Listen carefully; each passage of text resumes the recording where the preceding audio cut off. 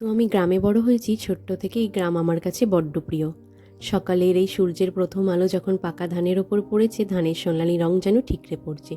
দূরে তখনও বেশ কুয়াশা, যেহেতু অল্প অল্প ঠান্ডা পড়ে গেছে, তাই সকালবেলা হলে দূরের দিকে বেশ কুয়াশা পড়ছে। অনেক মানুষজন দেখলাম মাঠে কাজ করছে। সকাল থেকেই শুরু হয়ে যায় আমাদের মাঠের কাজবাজ। আর কিছু দিনের মধ্যেই ধানগুলোকে কেটে ঘরে তোলা হবে। আর সেই ধান দিয়েই হবে পিঠে পুলি উৎসব, লক্ষ্মী পুজো, নবান্ন উৎসব। এ যেন এক আলাদাই আনন্দ।